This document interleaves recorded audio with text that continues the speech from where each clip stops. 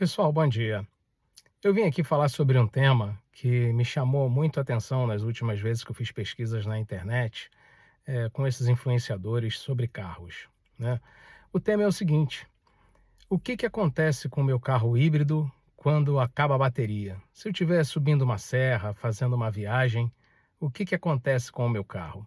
E me chamou muito a atenção que mesmo depois de 2, 3 anos que a gente já está com esses carros no mercado, ainda é produzido muito material de baixa qualidade com informação que não procede, tá? Vocês estão vendo aqui pelo acabamento do carro que eu estou dentro, que ele é um desses carros da BYD, né? E é um carro híbrido. Esse carro é meu, eu não sou influenciador, né, digital, embora queira influenciar aqui agora com as informações verdadeiras que eu vou passar, né, que eu vou passar. O que acontece? Recentemente eu vi um vídeo, mais um, né, onde o influencer, renomado inclusive, tem não sei quantos mil seguidores, disse que estava desafiando uma marca de veículos híbridos e elétricos a fornecer mais um modelo para que ele fizesse um teste onde anteriormente duas outras marcas teriam dado modelos para ele testar e ele teria feito esse teste e ambos teriam falhado no teste. Em resumo, qual era o teste? Ele sai de casa com a bateria do veículo em baixa carga, né? Vamos dizer ali no máximo em 25%, mexe nas configurações do carro para que ele não carregue a bateria enquanto o carro está em funcionamento, ou seja, vai consumir aquela carga residual ali que normalmente é utilizada pelo carro como carga de trabalho, né?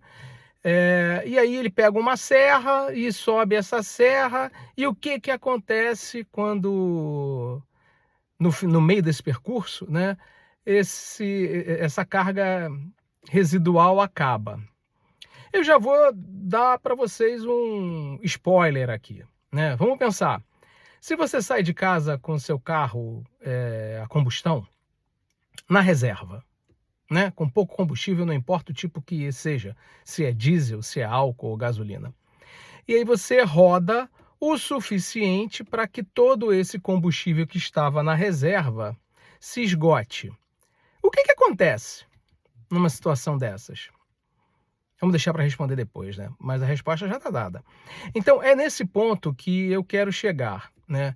Veículos elétricos, e em especial os híbridos, dependem de carga na bateria para que funcionem. E se de alguma forma for usado um artifício pelo motorista para que a carga da bateria acabe, o que que vai acontecer? Obviamente o veículo vai parar de funcionar dentro das suas características normais de funcionamento. Então, gente, o objetivo do meu vídeo aqui é muito objetivamente alertar para esses produtores de conteúdo que, na verdade, têm produzido um conteúdo sem real conteúdo. Porque é óbvio que se você tem uma lanterna e deixa ela ligada, né, com o botãozinho ligado lá, 24 horas, 36 horas, acredito até que muito menos do que isso, a bateria vai se extinguir e a luz vai acontecer o que com ela? Ela vai se apagar. Não se pode esperar um resultado diferente do que deste numa situação dessas. Tá? Então, voltando a falar especificamente do comportamento real de um carro híbrido. Ele foi feito, pelo menos o meu, que é um híbrido plug-in, e todos os que são híbridos plug-in, independente da tecnologia utilizada, eles têm um conceito de serem carros otimizados e econômicos do ponto de vista de consumo de combustível fóssil, ou seja, eles sempre vão priorizar o consumo da energia elétrica acumulada nas suas baterias. Tá? Então, sempre que houver necessidade de uma recarga de bateria, o sistema vai automaticamente acionar o motor a combustão, que vai elevar a carga da bateria desse veículo novamente ao seu nível normal de funcionamento. Então, a menos que o motorista interfira neste funcionamento, ou a menos que exista uma falha técnica nesse carro, ele nunca vai ficar sem bateria. Mesmo subindo uma serra, ou fazendo uma longa viagem. Entendam? Eu estou falando com você, para vocês aqui, porque, assim como engenheiro que sou, quem fabrica, quem produz carro, tá, não é um xing-ling da esquina, né? Não é um mecânico xing-ling da esquina. São projetos feitos por engenheiros, projetos de anos, e que, obviamente, levam em consideração que um veículo tem que subir serra, que a serra não fica na rua ao lado do proprietário ou ao lado do posto de recarga, né? Esses veículos, eles são feitos para rodarem normalmente, como todo tipo de veículo, por muitos quilômetros. Assim como todos os veículos, acontecerá com os híbridos e com os elétricos, quando finalizar a sua carga ou o seu combustível fóssil, ele vai parar.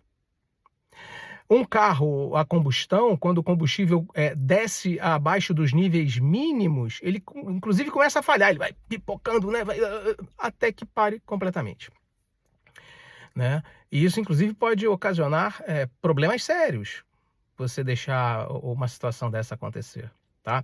Então, meio para que desmistificar e de alguma forma induzir que os produtores de conteúdo passem ou voltem, né, como de costume, a produzir conteúdos úteis, né? Eu estou produzindo esse aqui com o objetivo justamente de virar e dizer: um veículo híbrido foi desenhado, tá? Foi construído para que não finalize a bateria dele a ponto de você ficar com o carro fraco, tá? Sem conseguir uma boa performance numa estrada ou sem força para subir uma serra. Eu tenho um carro, modelo 2025, de meu uso diário, tá? Rodo entre 160 e 280 quilômetros diário com o meu carro. Não abasteço na tomada elétrica todos os dias, tá? Até porque não tem esse conforto de no meu condomínio ter um posto de recarga, tá? Então, eventualmente, quando vou ao mercado, a um shopping, encontro um eletroposto e estou com tempo, eu chego lá e carrego, né? Do contrário, eu uso combustível fóssil, tá? Gasolina, sim, o carro não é flex, e nunca fico sem carga. E nunca fico sem carga e o carro, na sua programação, roda mais em modo elétrico do que em modo a combustão. Por quê?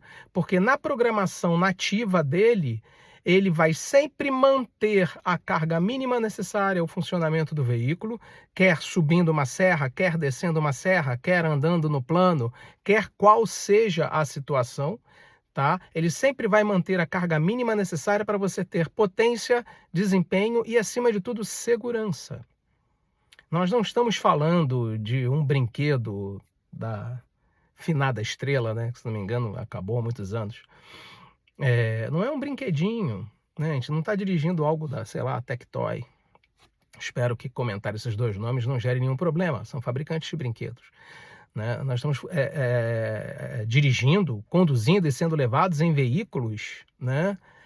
Brinquedos de adultos, que tem que funcionar. Então, óbvio, um mau condutor, ele pode, sim, transformar um carro numa arma. Um mau condutor pode, sim, ficar enguiçado no meio do caminho por falta de gasolina, ou álcool, ou diesel.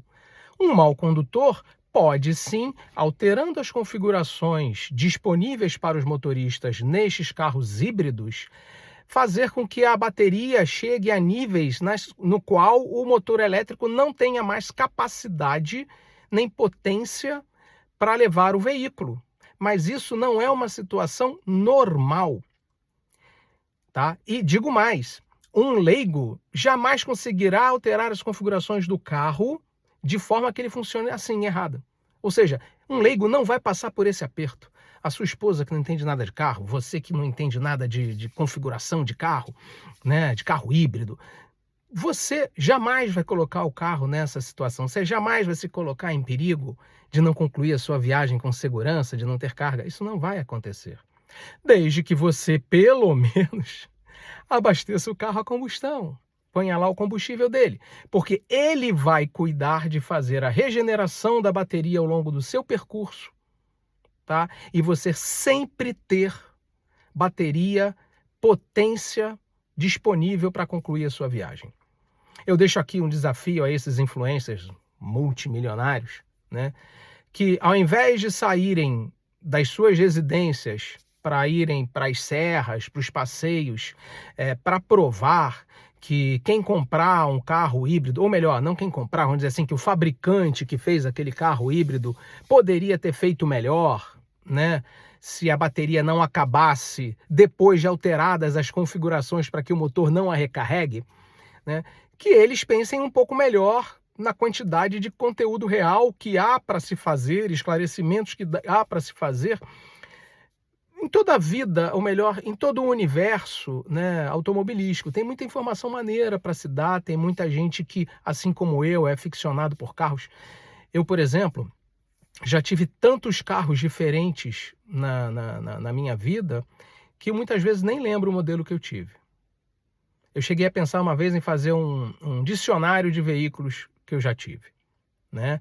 Até porque a maior parte deles tem inclusive fotos de todos eles, né?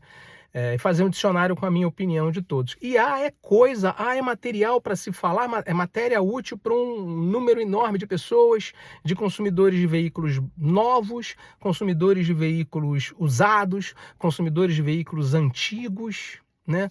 Não falta informação, mas a desinformação, acho que uma das piores coisas que a gente vive no nosso momento atual, falando-se de internet e falando-se de informação disponível, né? Então, é uma desinformação virar e dizer que um proprietário de carro híbrido corre o risco de ficar sem bateria ao longo da sua viagem e com isso corre risco de fazer uma viagem ruim, um carro que já é pesado, com a família numa viagem, você ficar sem a bateria e aí você não vai poder fazer ultrapassagens com segurança, não vai conseguir fazer subidas de serra com segurança, você vai ter um carro que anda menos do que o antigo 1.0, porque os novos andam pra caramba, a verdade é essa, né? Os novos 1.0. Isso é uma desinformação, né? Como todos nós aqui, com cabelo branco, né, com uma longa bagagem de vida, é importante a gente ter a responsabilidade com as informações que passa pela frente. Um veículo híbrido, seja um híbrido plug-in ou não, ele nunca, numa situação normal, sem alguém ter mexido em alguma configuração do veículo ou sem ele apresentar algum problema técnico, ele nunca vai colocar o seu motorista e o motorista, sua família, os seus passageiros, em risco por uma falta de carga.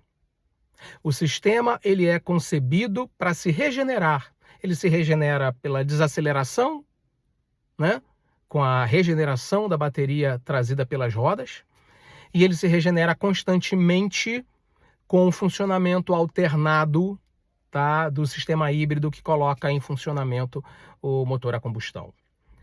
Isso é importante. Isso é muito importante. Eu não estou aqui fazendo propaganda de marca nenhuma. O meu veículo é um BYD, tá? Tem 19 mil quilômetros rodados, ou seja, está bem testado por mim. Eu não sou influencer, não vivo disso, é até uma boa ideia. Se você gostou desse vídeo esclarecedor, dá um like aí, tá? Compartilha, anota o sininho. Se esses eventos acontecerem, pode ser que eu venha trazer mais conteúdo verdadeiro para quem tem interesse nessas matérias, que é o mundo automobilístico, né? Eu vou gravar um próximo vídeo, porque esse já está com 14 minutos, falando sobre configuração de funcionamento da bateria, regeneração e como é que é a minha experiência real.